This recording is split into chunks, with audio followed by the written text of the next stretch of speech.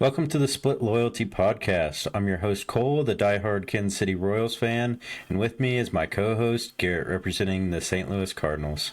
Every week, we will bring you the latest news on our two clubs, calling out each other's bad takes, defending our squads, and stirring up just enough trouble to keep things interesting. This is the Split Loyalty Podcast, Episode 3, the World Baseball Classic. But before we jump into that, we've got some news over the week. Garrett, you want to go ahead with yours? Yeah, big news coming out of St. Louis is that we went ahead and signed a right-handed bat. I don't know if it's the one we wanted or the one we needed, but we got Ramon Urias. He's a 6-year vet? Yeah, 6-season vet in the league. He's career 11-2 WAR, previous Gold Glover in 2022. That's a while ago, but he's done it. He's a vet. He's been there, done that. He's going to help a lot for the young guys. Yeah, he's going to fill a gap for us for a while. I think traditionally he plays second base, but I think he can play. He can play anywhere on in the diamond. Yeah. That allows us to move Burley to the outfield if we need. We can move we don't have Donovan anymore, unfortunately. Sorry. But we can put Burley in the outfield. We can move Pajas to first. We can put Urias at second if Weatherholt's not going to come out from spring training. It gives us some flexibility and just a right-handed bat to hopefully platoon and keep some guys fresh. Not putting left-handed hitters in bad situations as we've gone over on the Cardinals roster breakdown. We have plenty of left-handed bats, and we're not in a hitter-friendly division right now. So any advantages we can get our guys, that's going to be helpful. It's obviously not my favorite signing. I would have preferred to get, Reese Hoskins or Andrew McCutchen or Randall Grichuk or Tommy Pham or one of these guys that feels like it fits better into the current roster construction with us maybe needing an outfielder until Lars get back without him having really a solid timeline on his return. Early reports were saying April, but I think it's kind of getting wishy-washy on when he's actually coming back. So, just a little, maybe not the perfect move, but something that gets us in a better spot for sure. Yeah, I think he'll be really good for those younger guys. Like you were saying, if JJ or Gorman needs either some time off or they need like a reset, I think this is a good guy to fill a spot. You've got a couple younger guys that you're not completely 100% whether you know that they're the guy or not. You think Gorman and JJ should definitely be the guys, but it's not pressuring them to be the guys like you've kind of done in the past, like in the Jordan Walker scenario. You brought him in, you said it's your time now, you better produce. And then when he hits that 60 game mark and he's really struggling and he needs a reset, this is that good guy to be there. And he's been like a pretty good hitter in his career. He's around, the 100 OPS plus mark. So I think he'll bring some good experience to those younger guys as well. Yeah, I'm not fully sure what the holdup was in Houston last year. I mean, he played 102 games last year, so overall not horrible, but hopefully we can get him up above 1 WAR. We can get him on base. If he can hit, that 250 average he had in Baltimore before getting traded, and just get a job done here and there, move the line, that's going to be more than enough for me. If he plays middle of the road defense, he doesn't have to be a Gold Glover anymore. We have a couple Gold Glovers on this roster. He doesn't have to be that. We don't need him to be out there being a defensive specialist every day. Just provide a little spark in this lineup and ride that hand if he's hitting hot. So, yep. In other news with the Royals, we did get a article today from Ann Rogers, who is the MLB reporter for the Royals. Isaac Collins hasn't played yet. and we got information that he got knee injections over the off season, and they're just ramping him up really slowly. What I've read online is that's for either osteoarthritis or tendon issue. So hopefully, because he got them in both of his knees, that doesn't mean that he's got a bad knee. Hopefully, that just means he's got some arthritis that he's dealing with. Could have two bad knees. We're really not hoping that. But again, like we were talking about it earlier today, he could get the Lorenzo Kane treatment like we had in 15 when he was there. Play 2 games on and then DH or give him a day off pretty regularly. And I think we've got the depth in that outfield unless we have some guys either hurt or not playing well. So overall, I'm not too worried about that issue per se. But it's not great to see this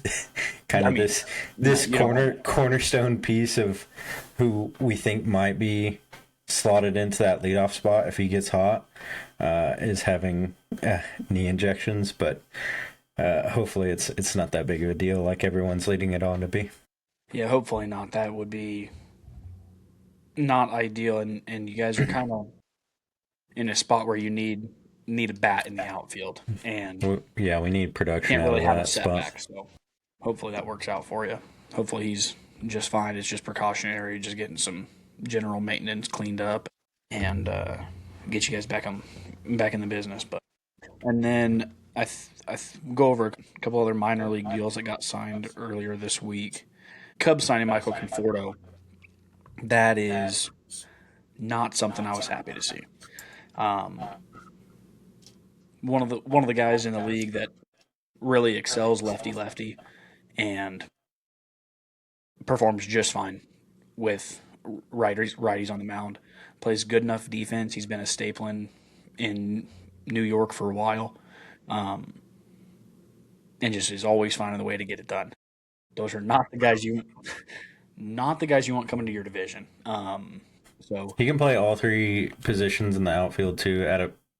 I don't think he's just an average defender. I think he's a pretty good defender if I'm remembering correctly.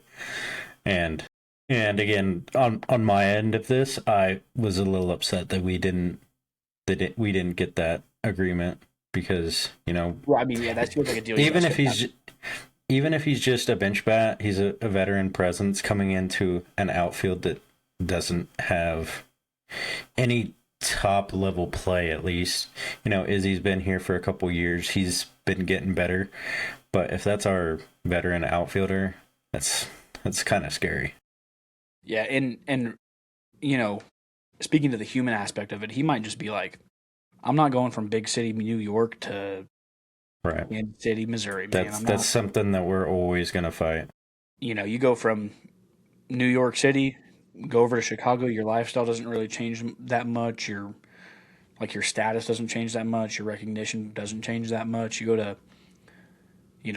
to Kansas City and you're a ball player. You show up and you play like you have in New York. Like, people are going to know you, and you're not going to have really much anonymity at all. Mm-hmm. New York and Chicago, you can have some of that. So maybe that has something to do with it, but definitely a miss for you guys. You guys could have used that bat and used that experience on your roster for sure. So, and then the other one that, I mentioned him a little bit ago, would have liked to have him in St. Louis, but Rhys Hoskins on a minor league deal to Cleveland feels like a steal. That guy's got plenty of life in him. He's maybe not a 260 hitter anymore, but he's got plenty of pop in the bat. If he hits 225 and brings 20 bombs, that's if he makes it up into the show. But hit 225 and bring 20 bombs, that's gonna be worth your contract. So that's a guy that Cleveland probably got for a steal, if I had to guess. Yep, they sure did. One guy that the Royals got since last podcast is Elias Diaz. He's a catcher that was in Colorado that when he was there, he was an all-star. went to the All-Star game, got an All-Star game MVP. He was really a stud that year, and then he got traded off to the Padres and kind of struggled. So this, in my eyes, this is our catcher 3 in the depth chart. So a guy that shouldn't be seen unless we have some injuries or some guys starting slow. But I mean, for a guy that could bring it back, I love the signing. Could be a big guy. Could be a guy that we trade, and Freddie Fermin got two starting pitchers at the break last year, or at the deadline last year, and those 2 guys are like fighting for a spot in the pitching staff. If our pitching staff wasn't so deep, those guys would definitely have a spot. Yeah. One other one that I wanted to talk about since last time, Mike Tauchman is a minor league deal to the Mets. It's another one that, veteran guy. He's kind of been around. He would have been a good guy to talk to other guys. In Chicago last year, he was really good. I think he was like a 280 hitter last year in Chicago. What? What'd you say? He's ass. You don't like Mike Tauchman? Well, he's a Cub. 263 last year. He's once a Cub, always a Cub. He's a Cub for 2 years. You were right. You are right. I remember him as a Yankee. No, I remember him as a Cub because he came up and probably hit a home run off of Alex Reyes or something when he was blowing saves.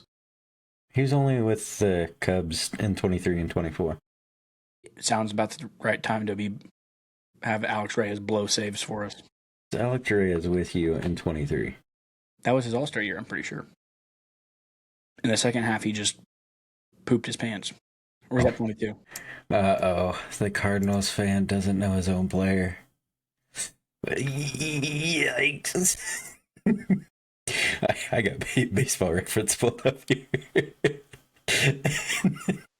I mean, I was taking a stab in the dark. I know that Mike Tauchman is causing trouble, but yeah, I can't see. His last year in St. Louis was 21. And he got shipped off to like LAD and just fell off the rocker, it seems like. Well, that's because did we play LAD that year in the divisional series, and he gave up like a 6,000-foot home run to get walked off on? Him and Jordan Hicks are the same person to me. I'm not gonna lie. Yeah, except for Alex Reyes was like the number 1 prospect in our organization. Yeah, he was for like 5 years in a row. That's true. All right. Is that enough of the news for you, or do you have anything else you want to add? No, we'll get right into the World Baseball Classic. Rolling right off the Olympics, right into the World Baseball Classic. USA, great time to be an American. USA, great time to be number 1 players in hockey. That's right. That's right. Canada. Canadians, sorry. You suck. Sorry about it. Should have been better. Got to be better than that. And I'm unfortunately, you guys are going to get your PP smacked again in the World Baseball Classic coming up. So you guys got screwed on the pool play there. So all right. So World Baseball Classic, for those of you that don't know about it, as Garrett was saying, it's the Olympics, but for baseball. It is separate from the Olympics. There's no affiliation between the two. They do usually play them every 4 years. And if I remember, usually the WBC is 2 years separated from the Olympics. Then COVID, it's usually COVID on the happened. Winter Olympic cycle. It's usually on the Winter Olympic cycle. That's correct. Yep. And COVID happened, and we had everything all messed up. So we're seeing a 3-year split because last time they played was in 2023. But some other things to talk about if you are not aware of the WBC. As far as eligibility for a player to play for a certain country, you have to be a citizen, born in the country, hold a passport, or have at least one parent that was born in that country. So there's a good amount of flexibility there. You forgot a category. Your aunt's dog's brother's cousin's niece could play for it could have been born there, and it does seem like if you just want to play for a country, they can find a way to stick you in. But yeah. There's a couple of those. One that I'm That's all not right. salty about at all. Who are you talking about? The recently traded Cardinal that no longer wears Oh, our uniform. Donnie? No, the fully white, fully American, as white as you get, Nolan Arenado's playing for Puerto Rico, Oh, and I don't understand how no, he's I'm pretty sure he's always played on. No, he played with USA last time, he's didn't played for he? USA like the last You three are World Baseball right. Classic. Oh my goodness. I've made sure to give one of my buddies at work a really hard time about it. He's a big Puerto Rico guy. He's Puerto Rican, loves Puerto Rican culture. I mean, how do you feel about having a white guy playing third base for you? He's not I happy mean, about it. I'm gonna be honest. Arenado doesn't really sound American. It's not Puerto Rican. I What? mean, it's some sort of Hispanic. What? It's gotta be. Come on, No. it's something. But anyway, how they work the WBC is there are four pools of teams, and then they do round robin. Everybody plays each other, and then the best two teams that come out of it advance to a bracket play, which is single elimination in the bracket play. For tiebreakers in the pool play, it's really kind of crazy. It's like runs scored minus runs given up, I think is how they decide that tiebreaker. I thought it was just runs scored. So you'll see in pool It play, might be. you will see just some absolute ass beatings get put on teams because it's the tiebreakers are so important. If you're playing against a lower squad, you're really looking to run up And there 15, is 16, 17 runs because those are going to matter when it comes to the tiebreaker. there is run rules in it as well. So there's a 15 after 5, I believe. 15 runs after 5 innings. Yeah. And then 10 after 7, so it's like the little league rules. But yeah, that definitely happens a lot. I think there was in 2023 there was a game where it was 20-3 in the like second inning, and everybody was like, "Oh my gosh, Yeah. what is happening right now?" And it's just bending these kids over your knee Well, it's because you have and teams putting like belt to ass. Australia where it's like all respect for the players, but they're school teachers, they're woodworkers, they're guys that don't play baseball. Milkman. Yeah. I'll give them credit. Those guys, they put up a good fight. They play ball. And Yeah. this is a great opportunity for guys that are not really in the circuit. They don't get a lot of recognition in the big leagues. Whether their international system isn't as good as like some of the Caribbean countries have good minor league established programs. Some of these smaller countries that don't have a good base in the MLB can kind of showcase some of their guys, get them on minor league deals.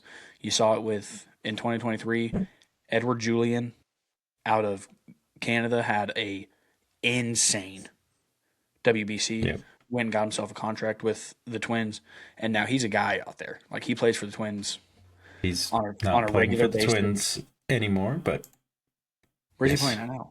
He's in Colorado, I believe. But yes, Well, he was with the Twins for. yes. Is that this year? Did he just get traded? Just I don't know what happened. If he was, I'm trying to pull up his. baseball He- reference?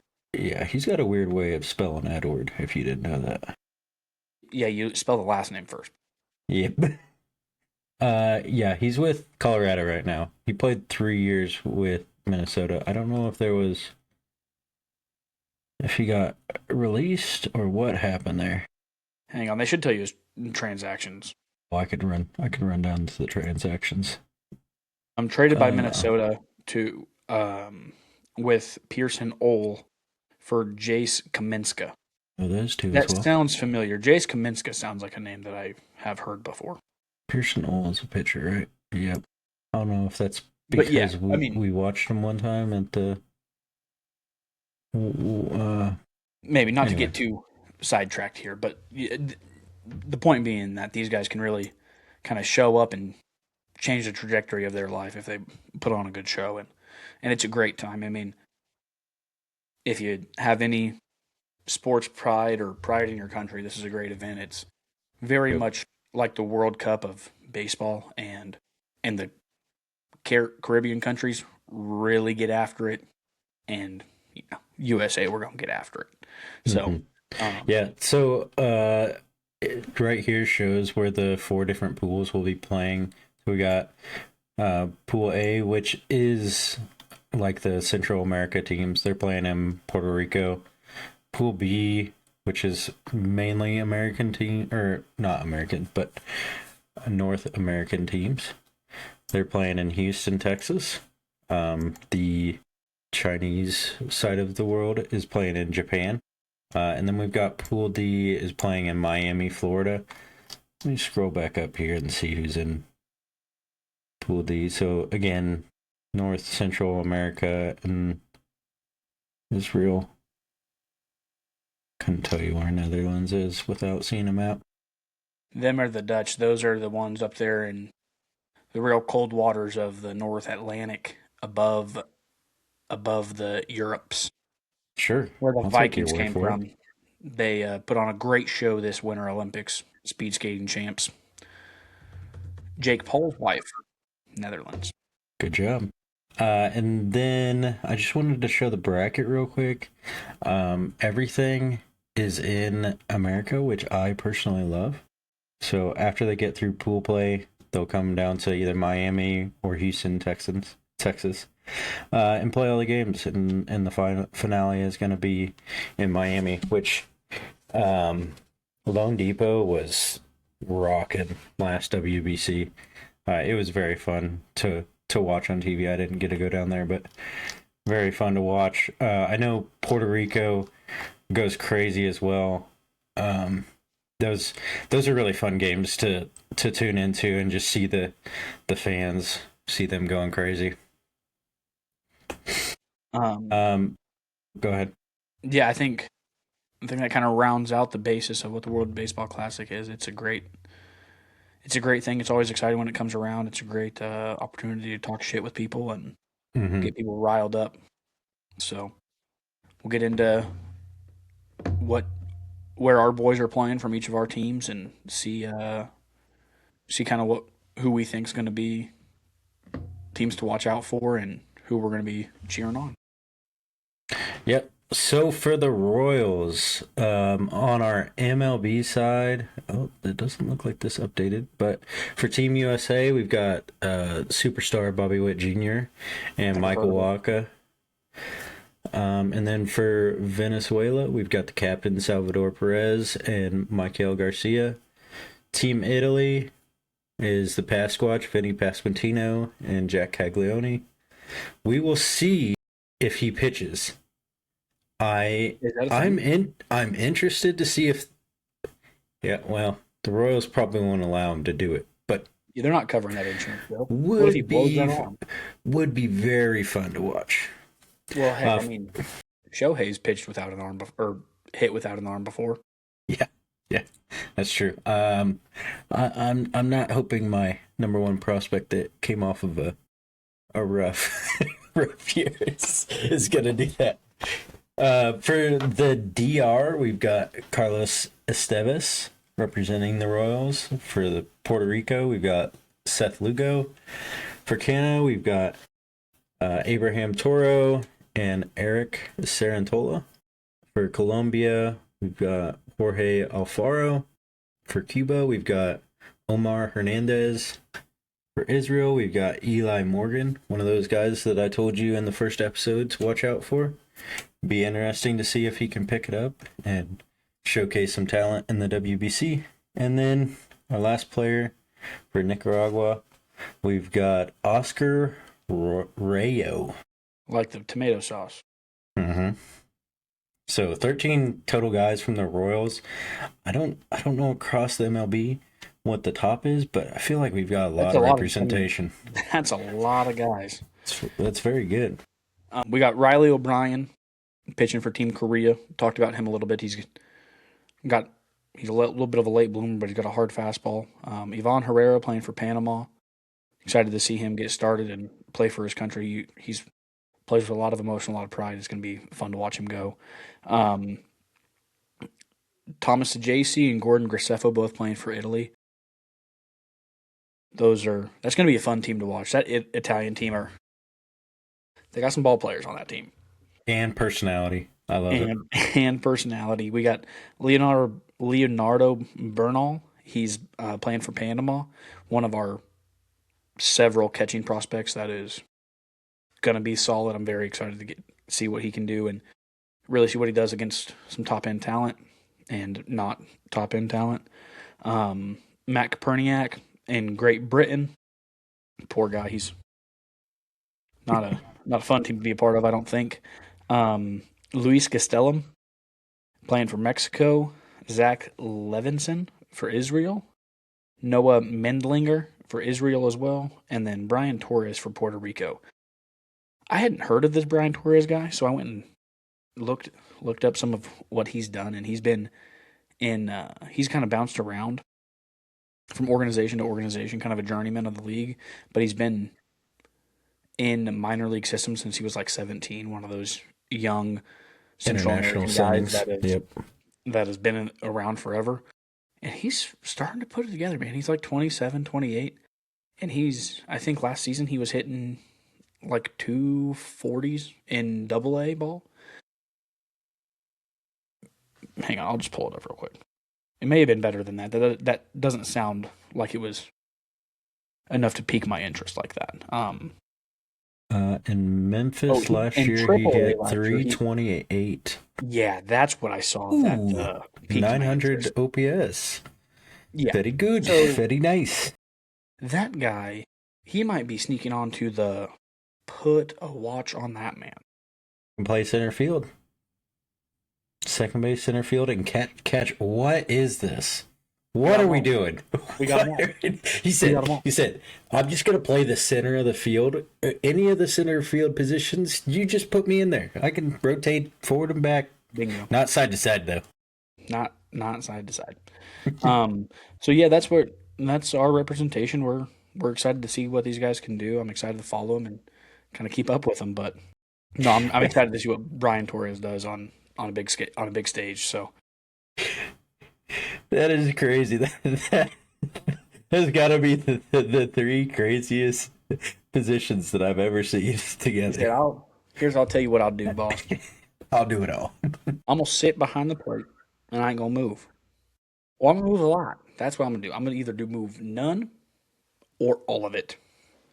Really, what that tells me is that he's just got a rocket cannon of an arm if he's playing center field and catcher. Bye. Yeah. And if he's hitting 328 in minor leagues, hey. Love that. Sounds like a guy we could use. We'll kind of jump into who are the favorites for those of you that might not be following this as close.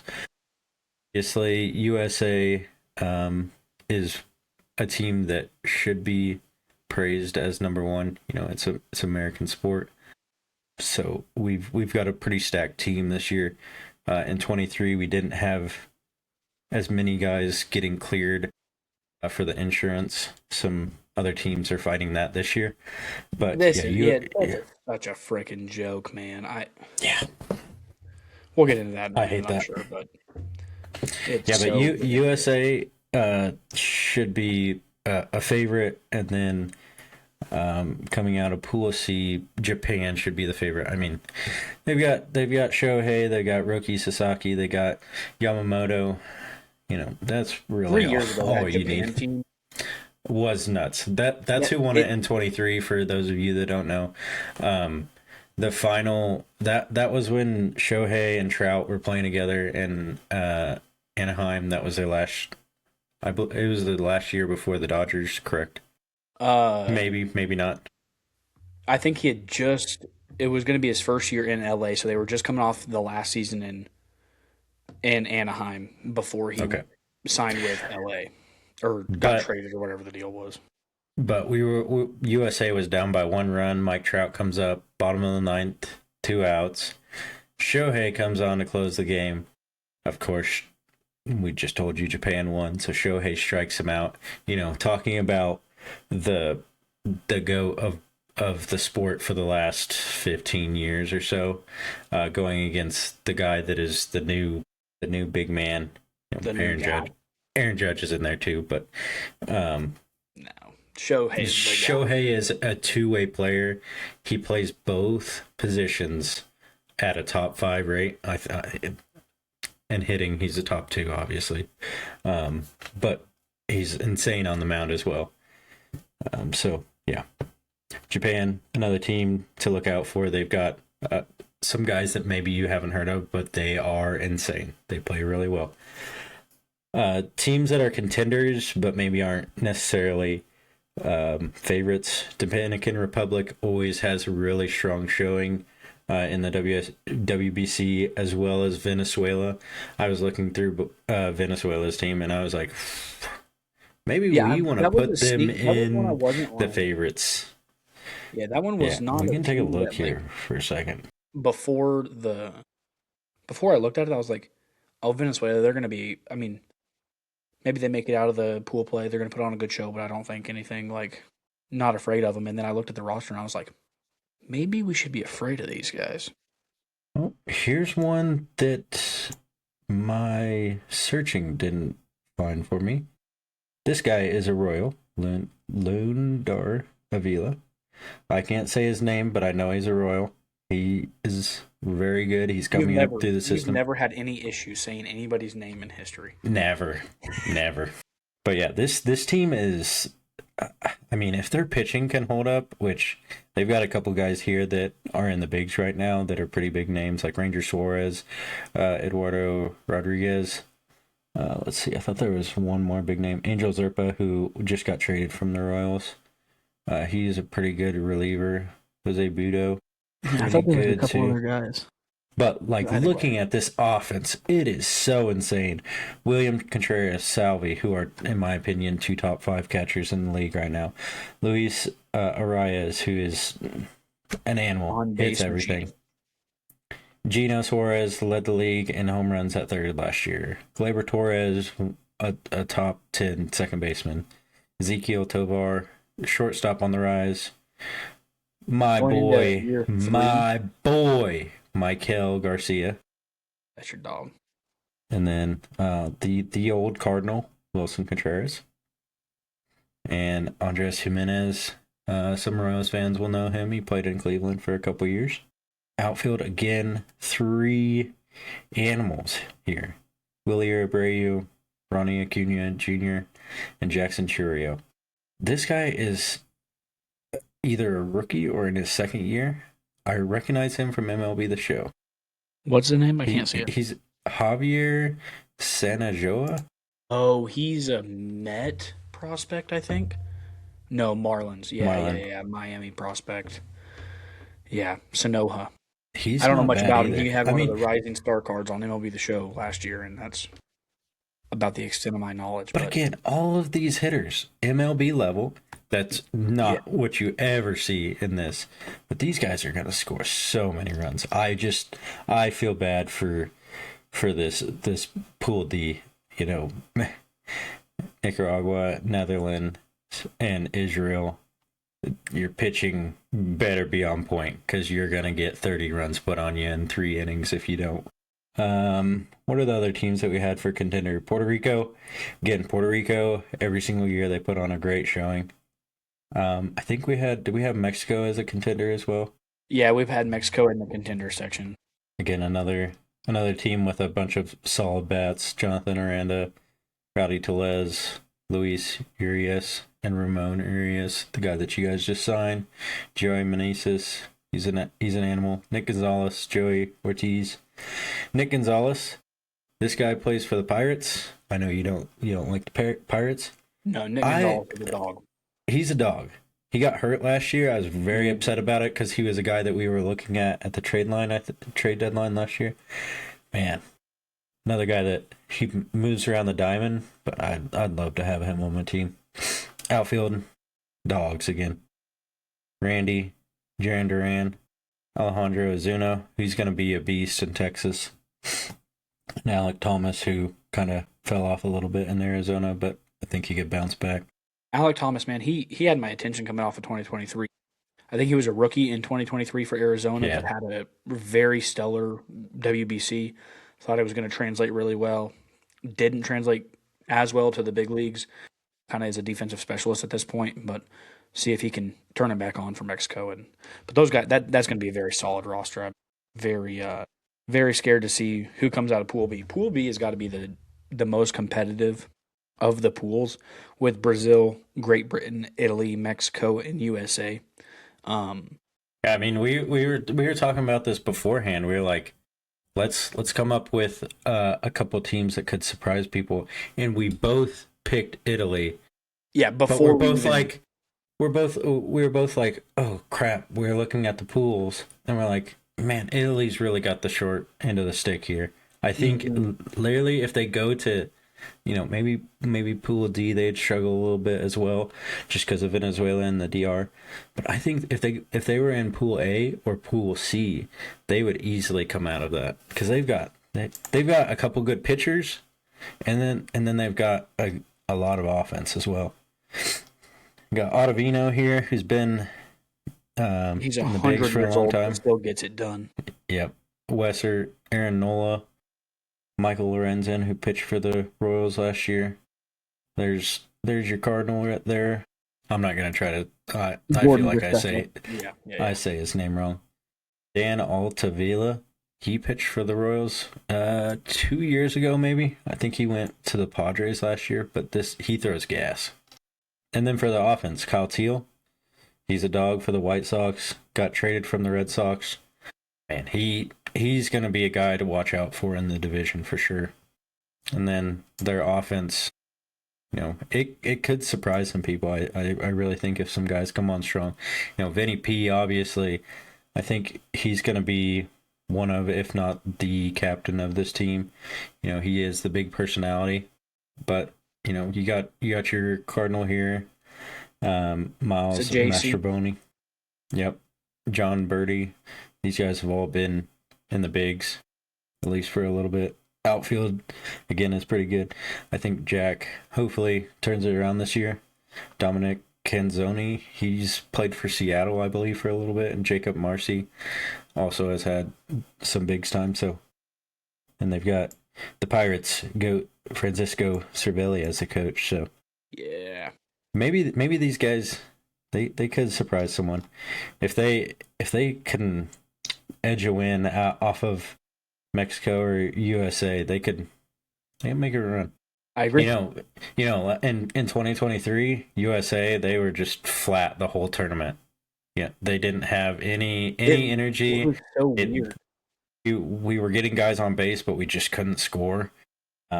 So like there was games like. I think Great Britain. Trey Turner. Yeah. And said, welcome to the show. I think it was either Great Britain or Canada was in our pool, and it's a team that we should just handle. And we're like 4 or 5 innings in, and we only had like a 2-run lead or something like that, and it's like everyone's just like, what's going on? So again, USA's got to bring the energy. But back to the teams that could surprise you. One team that I had that I don't think Garrett had. This is a team that their pitching is not going to carry them. I will just be... yeah. Not a lot of big names in the pitching category. Kenley is their one pitcher that I think I know. I don't know if I know any of these other guys. I can't. It's too small on my screen, but yeah, I can't. Yeah, I don't think there's any other guys that I know. But the Netherlands has hitters. Ozzy Albies, Xander Bogaerts, Didi Gregorius. Jonathan Scope used to play for them, but he's probably getting too old now. Because I wonder if that's his... That's a different name. Andrew Jones' son is in the outfield. Andrew Jones is coaching their team. Jerkson Profar is playing for him. Ceddanne Rafaela from the Red Sox is playing as well. They're a team that's like, if you put up 20 runs, maybe your pitching staff only gives up 18. you could win a couple games. Win a couple games. Yeah. I think they're just a team that's like, hey, they're a little fun. They could have some fun. Again, they're in a tough pool. I think they're another team that if they got C or A, they would surprise some people.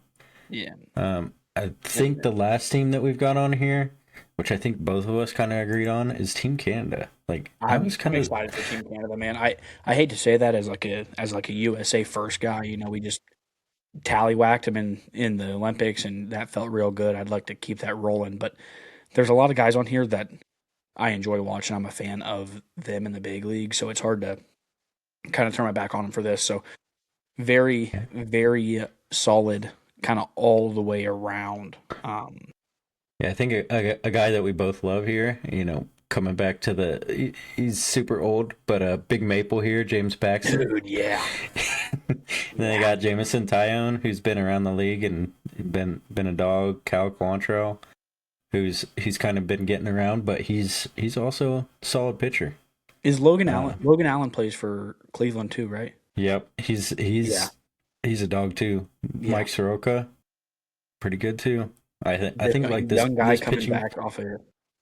He kind of broke out early or like young for Atlanta, and he just signed with who? he's been jumping around. He was with the White Sox last year. No, he just got a deal. He just got a bag this offseason, I thought.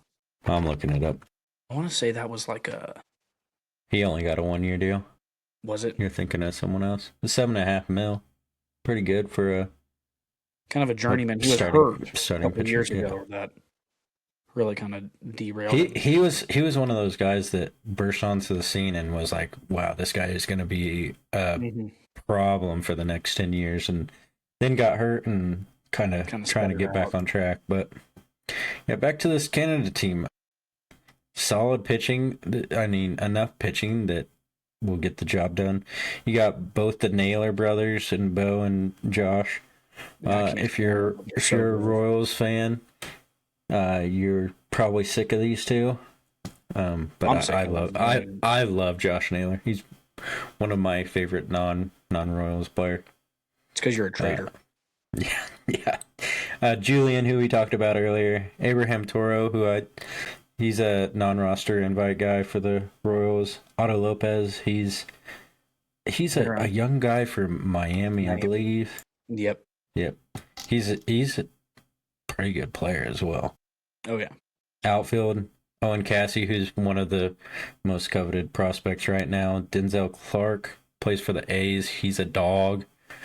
And we got the old Cardinal, Tyler O'Neill. Bro, Neil, man, I'll tell you what, we need a right-hand bat. Bring that guy home. I'd love to have him back on the roster. I have a pretty heavily invested stock in my personal collection of Tyler O'Neill baseball cards. I'd love to bring him back into a Cardinals uniform. Yeah, I mean, exciting team. I think that they should be the second team out of Pool A. I mean, you gotta get past Cuba. I don't know what to think of Cuba. Cuba's not that thick. They used to be very solid when. Yeah. Well, I was looking through their roster and I was like, this doesn't seem like the not the Cuba I'm used to. Yeah. Because that's like where Moncada's there. Did Robbie Cano play for Cuba, or is he a DR guy? There was a few like big name guys, not in 23, but the WBC before that one. Yeah, this Cuba team in 23 was very salty. They were giving people fits because I think they were that third team in the USA pool, and they were making things interesting with every team that they played. Yeah, that's a pretty good breakdown of the World Baseball Classic. We'll be keeping you guys updated on kind of how the games are going, how the pools are shaking out week by week, and giving you all the storylines, you know, what milkman's showing up and how he's going to change his life for his family and get him over here into the United States and change the dynamic of his family forever. So we're excited for it. It's a great kickoff to the baseball season, and one underrated part of it is that we don't have that BS international baseball opening day series that is like 3 weeks before the actual baseball season starts that nobody even knows is playing, and it ruins fantasy baseball drafts. Yeah. And it's just a nightmare. I'm all for expanding the game.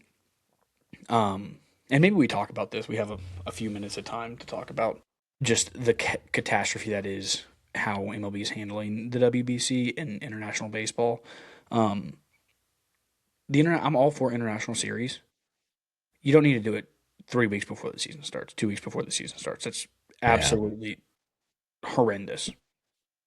Opening day it should be a national holiday in America. I'm gonna firmly stand on that. You can't have opening day be 3 weeks before, um, Hmm. three Yeah, weeks it's just before the weird. actual. It It's like weird, when they did that last year, it felt like a spring training game. It didn't feel like guys were ramped up. I think LAD was doing the pitch 2 innings thing to not right? Well, and blow out then any of their pitchers, and I'm like, come on, yeah, that was LA. this is not like a regular Right, season game. that was 2 years ago, and then last year was Chicago, right? The Cubs. Mm, I think LA, I'm the not Dodgers sure. were the first team to do it. That was the first The year. Dodgers and the Padres were the Dodgers first year. Padres was the first year, um, or it wasn't the first year that Shohei was in LA, but it was like the first time they had done an international series after Shohei had huge success in LA, and it just doesn't make any sense. And then just to keep going about how it's not being handled appropriately, like It was the Dodgers again last year. It was the Dodgers and the Cubs. Just okay, looked it up. um, but the fact that these MLB owners, I'm so sick of these freaking people, man. I'm so sick of these owners, man. They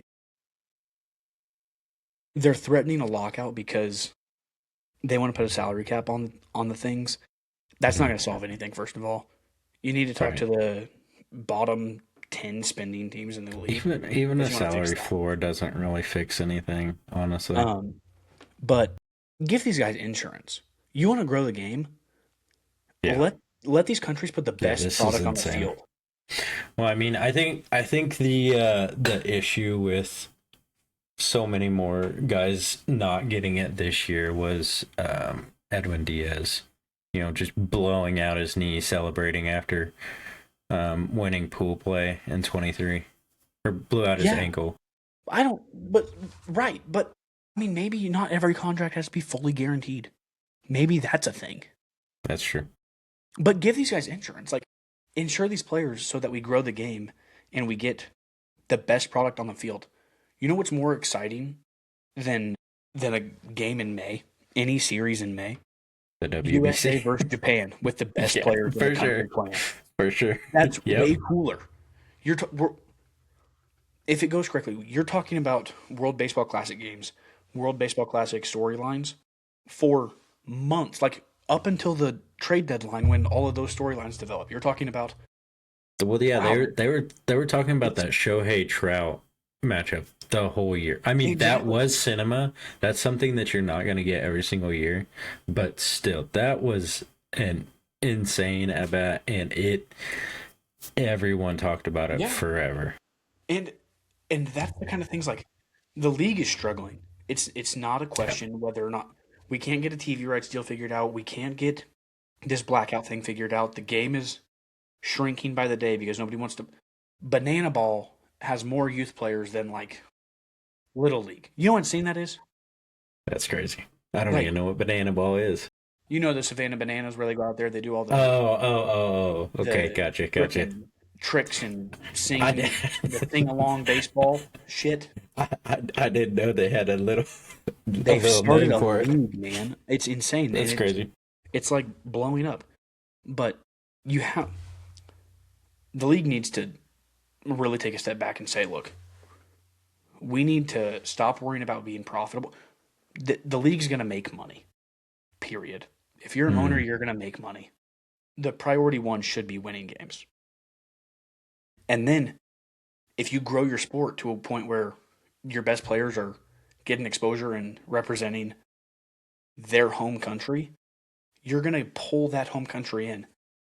Why did the Dodgers why have the Dodgers been able to sell like all of these merchandising rights, all of this advertising rights to Japanese companies?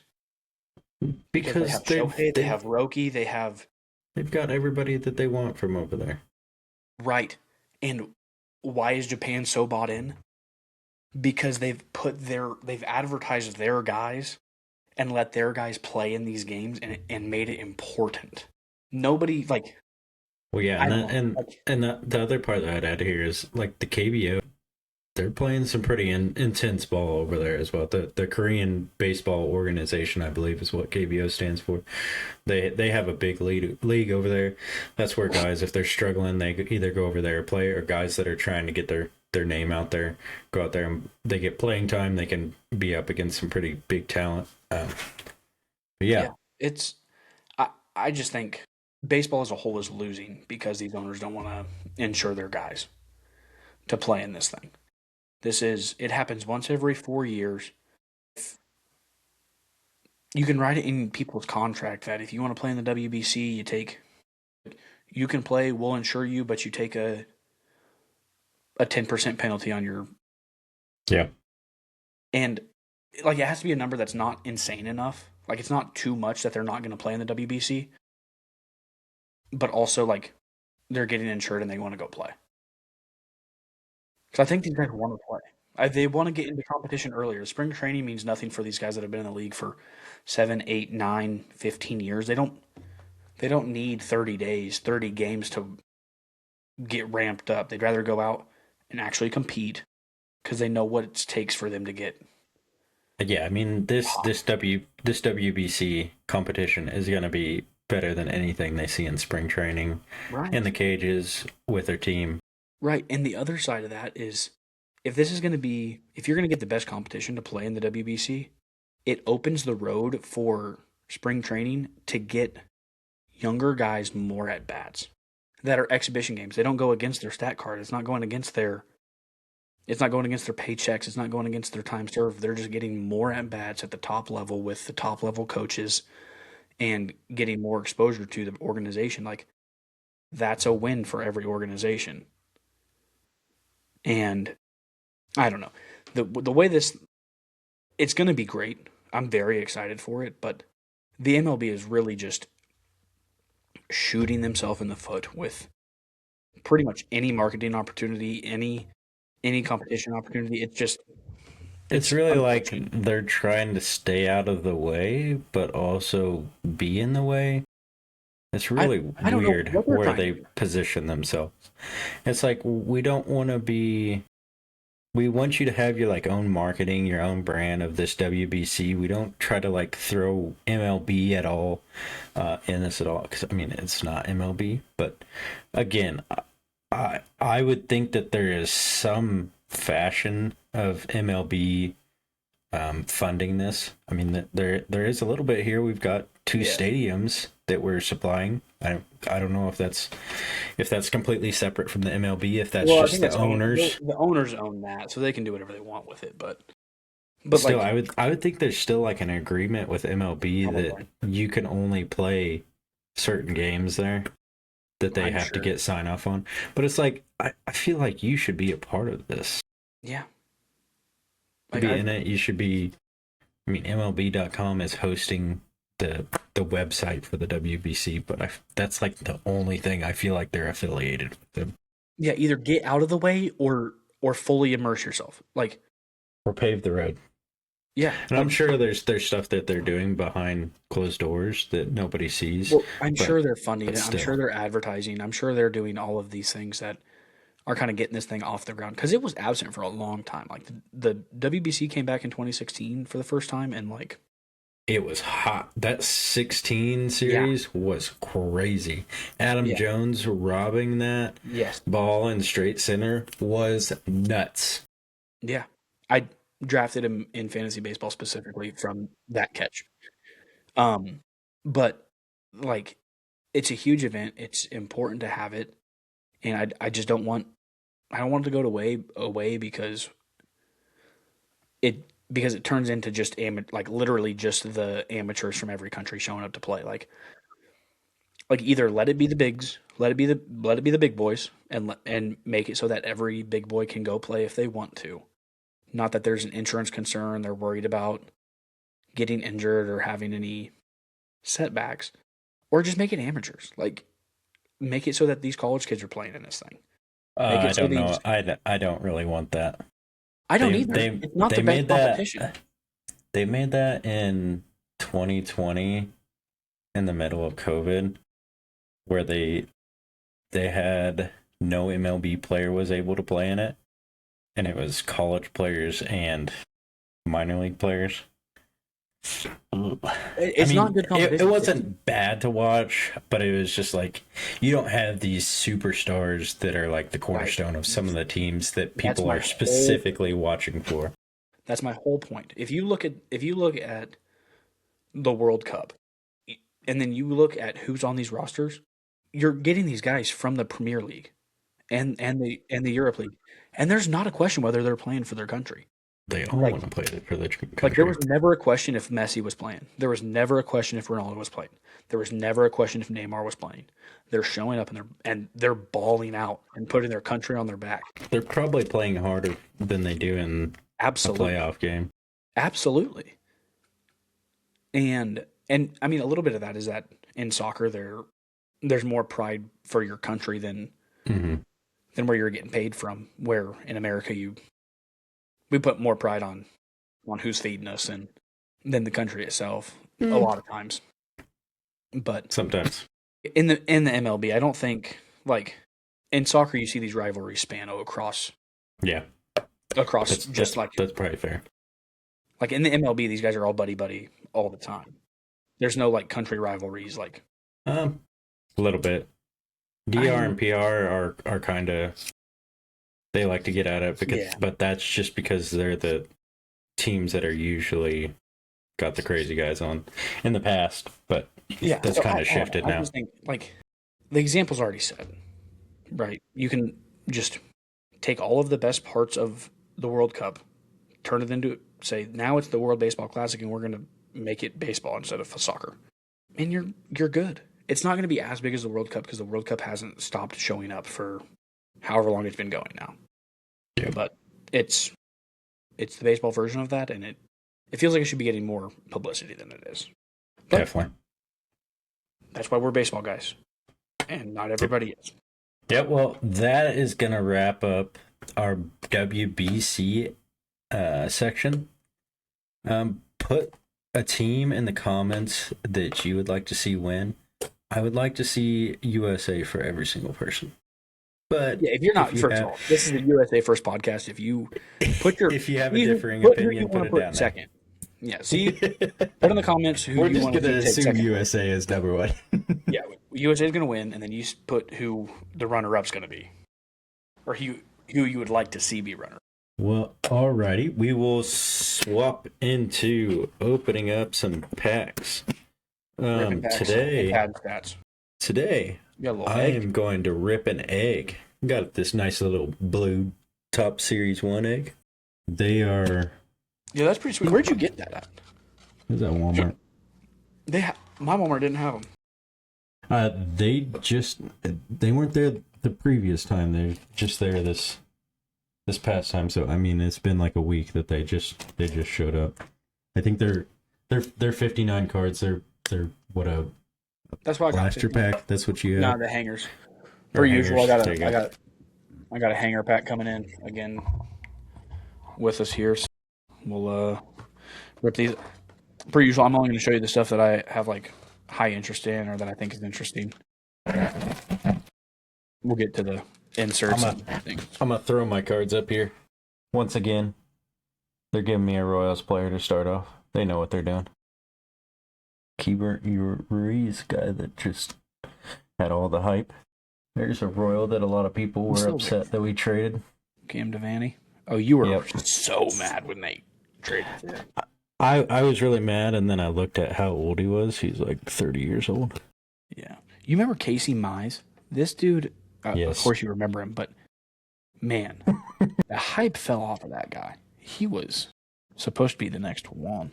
Brian Whoop. He was pretty good last year. He was an Don't, all-star don't last get, year. yeah, don't get me started on Brian Wu. I traded him for a bag of beans in fantasy baseball, and it cost me the championship.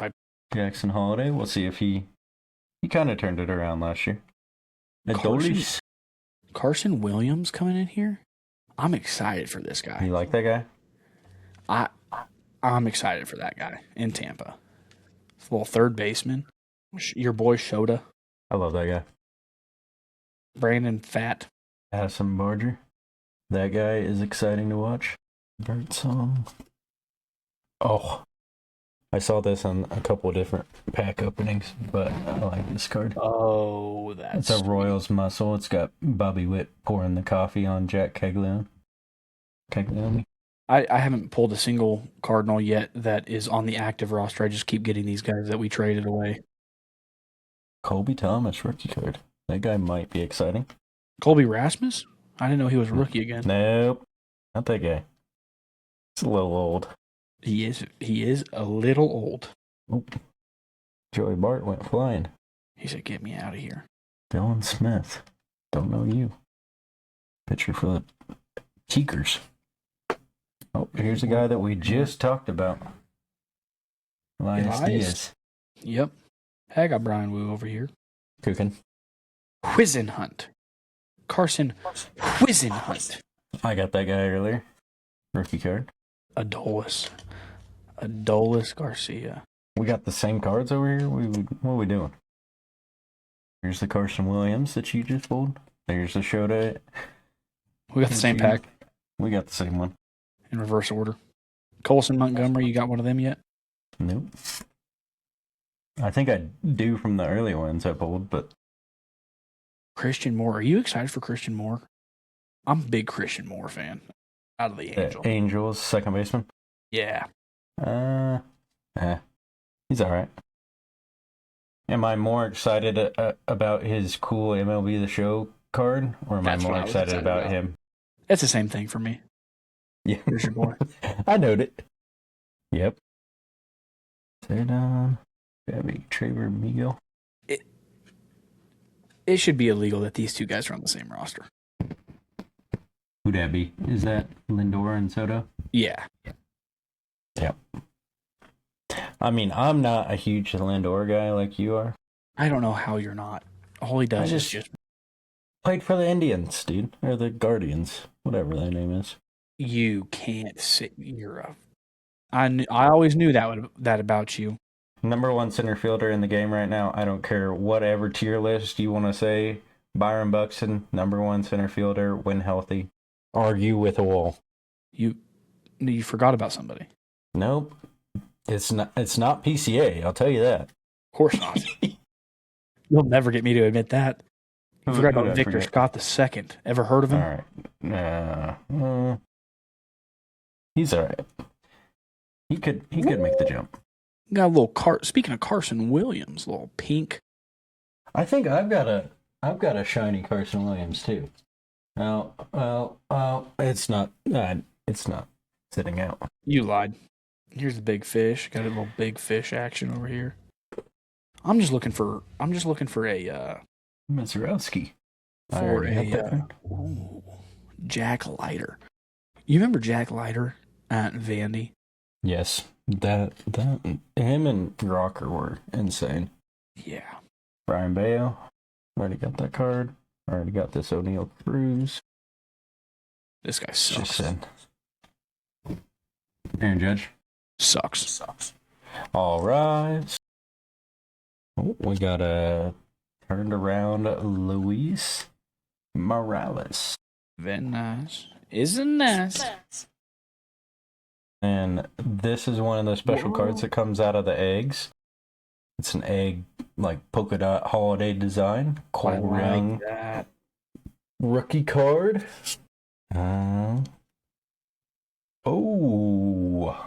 Jonathan.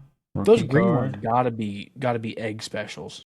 Yeah, these are the holiday cards. Oh, dang! I used to not like him. I like him. It's going to take a lot for us to get him pried out of Cole Sturgeon's fantasy baseball fingers. Never going to happen. I had him last year. I had Ronald Acuna Jr. last year. I don't think that's going to happen either. I was going to ask you what pick you think he's going to pick Ronald Acuna, because I don't think he's going to let him slide this year. What? Well, whatever his second round pick is going to be Ronald Acuna Jr. And then I got a Seiya Suzuki on the 91 design. I like the, you know, I've heard some people not like this design so much. I think it's just like People don't like these it. other cards. It's just clean. It's classic. I like it. The print is shit on this card. I don't know if you can see it, but it is off-centered. And the That's what you corners call are budged. not slabbable. Nope. That's getting a bad rating. All right. So we ripped our packs. We got some cool cards. No, let's pad some stats. Now we stat pad. And admittedly, this is not my game. We've been playing this all week, sending each other our scores. Oh no. Okay. We've got a AL Central category, so I might be able to do something there. Okay, so our category is runs. Can you make us smaller on the side over here? Well, that's perfect. Whatever you just did is great. Okay, I zoomed in a little bit. Hopefully that helps. What do we got? Runs? Oh. We've got runs for the Pirates in 2015 to 2025. An infielder. That sucks because my first thought was Brian Reynolds. Like, that was just the easiest answer in history. Catchers don't count as infielders? They play on the infield. That's what I would say. Do we got a... Who are you going to put for a catcher? Russell Martin? We are not ever picking Russell Martin. Dude, he was a dog that year. When did they What go year to... was that? What year? Because I never heard it. Okay. We're not going to use this, but I am going to look up the year that Russell Martin was good with the Pirates. He was good that year. And I am not going to get swayed by this. Okay, he didn't play there in 15 or on, but what year did they... He hit 290 with 800 OPS in 2014. He had, let's see, where's the runs at? He only had 45 runs. That's not that great. All right, well, good thing we didn't pick that one. All right, so who's just let's think back to. I'm gonna read through all the categories and then we can pick one. So we got the Brewers 2005 to 2015 played outfield. Then we got anyone in the MLB that played in 2015 and the NLDS. As we spoke about in the past, we are pretty good at knowing about who was in the World Series, but not very good if we go a tick below that. So this one's we're probably gonna mess this one up. I do know who was in the World Series that year and who was in the NLCS. I don't know the DS though. So we got the Giants and we've got the Mets for sure to choose from. And then we've got AL Central from 2000 to 2020 played in the outfield. I'll probably have a good one for that one. And then any Cub from 1990 to 2010. So Sammy Sosa, which year? What year was the race? 90. Is that 98? 96? Baseball fans should know this. We weren't alive. We get a break. He played from 89 to 07. I feel like it should be sooner than that. I want to say it was. Do you think on that I'm gonna get my bag for this AL Central? I know I can do a Royal and get pretty good on this.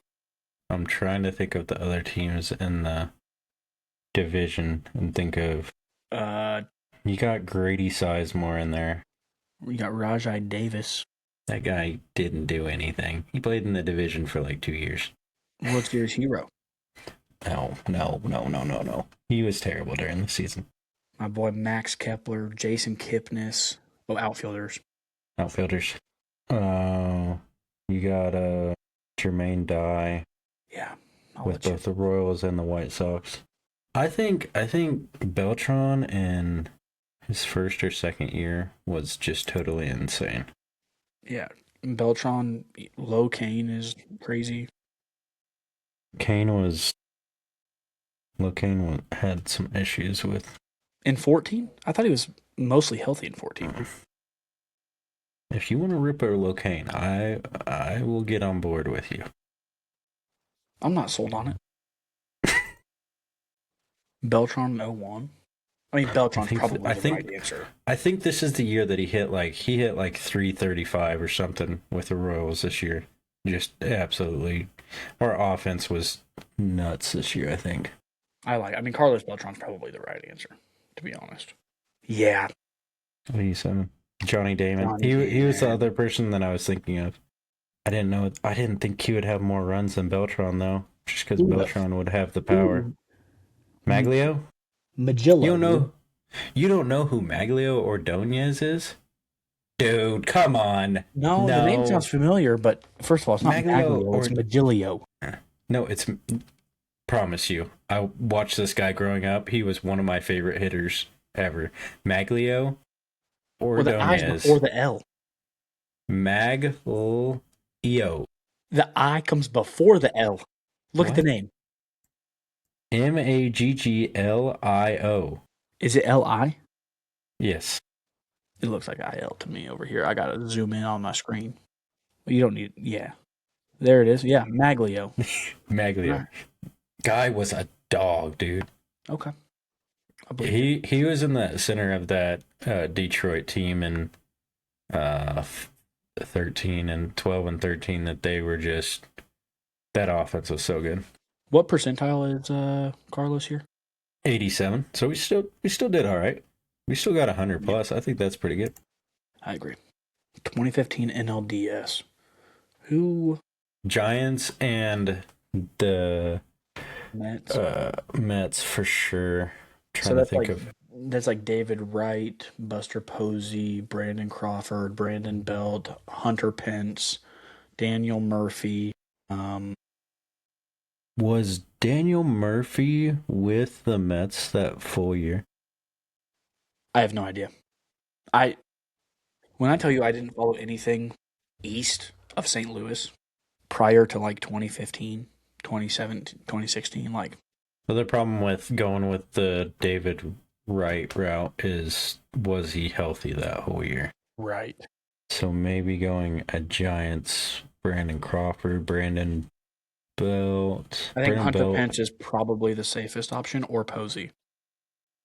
Pence was hitting 2 in that lineup. Yeah. And then Belt and Posey. Probably Hunter Pence then. I think that's a good option. He was a high average hitter with some pop. Mm-hmm. That's a good call. I think this is a good pull by you. Okay. The Giants were not in the NLDS. I was wrong. Did they get the bye? Well, they're automatically in the NLDS if they got the bye. Right. Did they have the bye back then? Yeah, the wild card been around because the first year the wild card was introduced was in like 06. Because I think that's how we even made it into the playoffs. Did the Cardinals make the playoffs that year? I feel like we had. Did you win in 13? We won in 13. No, we lost to the Red Sox in 13. We won in 11, lost in 13. There you go. But we had made the playoffs like I knew it all along.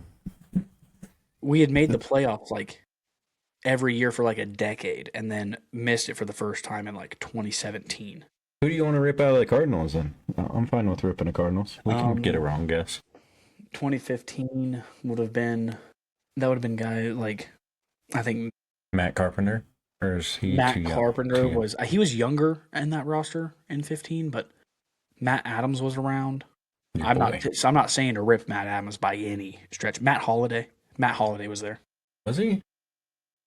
Do we think Matt Holliday's the move, or do we think Matt Carpenter's the move?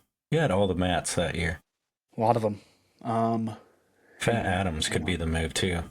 He was hitting 3 or 4 in that lineup, wasn't he? He was kind of nice with it. He wasn't getting any runs, but he was getting the home runs, if you know what I mean.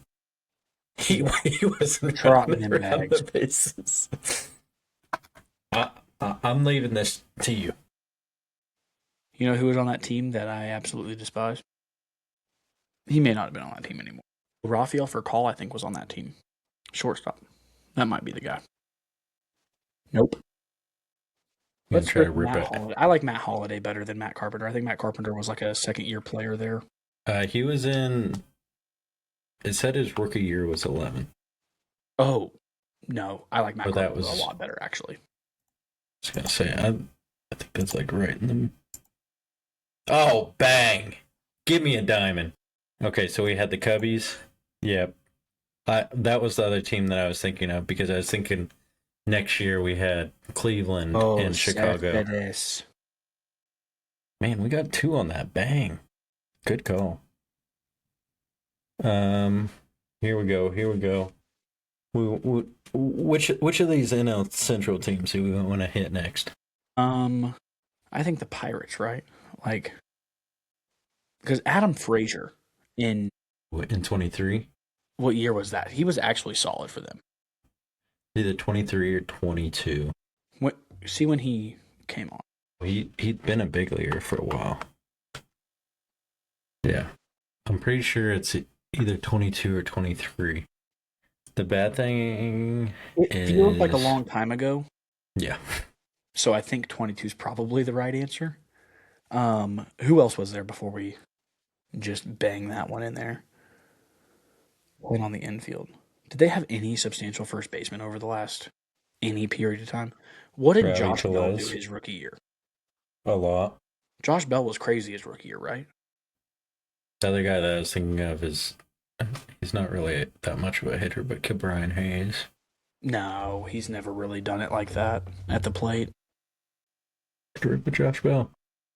Is it 16 or 17 though? Because he probably got a little bit of time in 16, and then his full rookie year was 17. You think? Yeah. Yeah.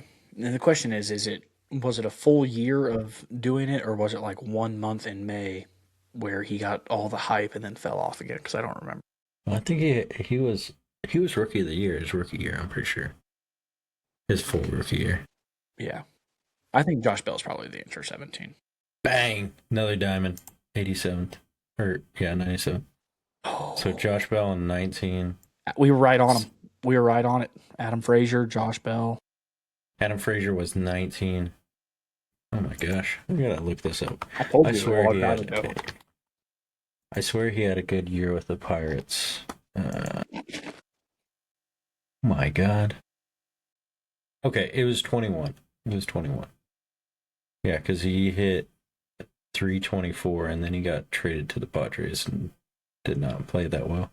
Yeah, that's why that year doesn't count, because only part of the year counted for him. Yep, I figured that out the other day. It does not count the full year if the person got traded to him mid-season. I think we go to the Cubs. I don't think there's going to be anything wrong. Any year that we pick Sammy, like 94 to 96 is going to be fine. I think it's 96 or 98. Because wasn't 98 MLB? The summer of, I want to say 98. The summer of 98 feels like the right. Bang. Oh, we're cooking. 2001. Holy shit. Derek Lee. Yeah, Sandberg. Pretty good. Pretty good guys on that list. All right. Outfielder for the Brewers. We probably got Yelly in 15. I was going to say, that's probably the only year he was there. Yelich. So we got 13, 14, and 15 for Yelich. Another guy that was there. You have to remember, Yelich started in Miami. He got traded after Jose Fernandez died. Oh, right. He wasn't there yet. So we got Locane in there. Not in 2015. Not in 15, but you got him before. He came from Milwaukee? And then we traded him back. I'm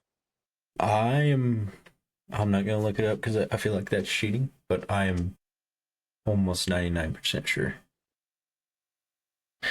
Because we traded Zach Greinke to Milwaukee for Locane, Yuniesky Betancourt, and a prospect, I think. So that was at our time our starting shortstop and a prospect center fielder that was almost MLB ready. So you got Locane there. Who else? Ryan Braun. That's the answer. Gotta be Ryan Braun. Like, What year was his MVP season? 11? I don't think 10? he beat Albert Pujols for the MVP in 11? He won MVP one of the years. 2012? Krispy Kreme. 2012. I don't think we're going to be wrong if we go 11 or 12. I mean, either of those are going to be good. I'm picking 12, and I'm going to be upset with you when it's 11. Yeah. All right, pretty good. Oh, Garrett, come on. We would have got one more point. All right. You're right. Any of the years we would have been fine with Ryan Braun in that 4 year stretch, dude. Oh, man. Yeah, Carlos Gonzalez or Gomez was a good one. I think This is the our best one we've done. Yeah, by for far. sure. I mean, What do you know? 85th percentile, pretty good. What do you know? NL Central, NL Central, NL Central, AL Central, NL Central. Turns out. Pretty good.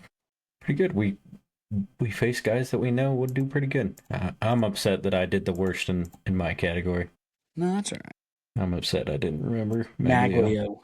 I can't believe you didn't pull Johnny Damon out of your pocket there. I knew he was there. I just didn't think that he was scoring runs like that.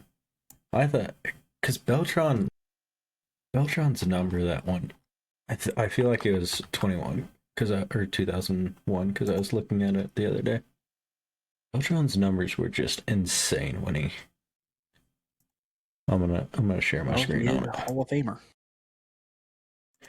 I remember going and watching Beltran and Damon as a youngin. I mean, I'm like 4 at this point. Yeah, you're gonna zoom that thing in. Yep, we're getting there. Let me get these ads off the screen. Well, there's another one. Bang. Baseball Reference got to make that money somehow, man. Yep. So like, he played all 162 in 2002. Dude, he was an animal, and yeah, we were blessed with a team in those early 2000s. And you did nothing with it. Dude, so bad. We were so bad. I think it was the 01 team, or maybe it was the 2000 team, where we had Beltran, Damon, Main Die. 327. Oh my God. Let's look at this 2000 team, just real quick before we wrap up. I know how to do this. You gotta click on the rolls. Oh, dang it. There we go. 2000 Royals. So you got Mike Sweeney at your first baseman. He's a dog. He hit 333 that year. You got Johnny Damon, 327. It's really crazy to think about the averages that these people are putting up back your main die 20 years ago compared to what we're doing now. Oh, good. We're talking about like Joe Randa, 304, Mark Quinn, 97.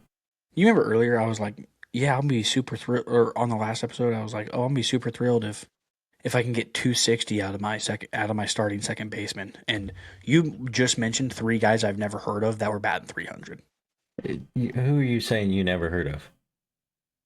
Joe Randa, that's fine if you never heard of him or Mark Quinn. That's fine. Yeah, that's those were the guys. Pool. Those 2 were the guys, and they're batting 300. And I'm talking about I need 260 out of my starting second baseman. If you don't know who Mike Sweeney is.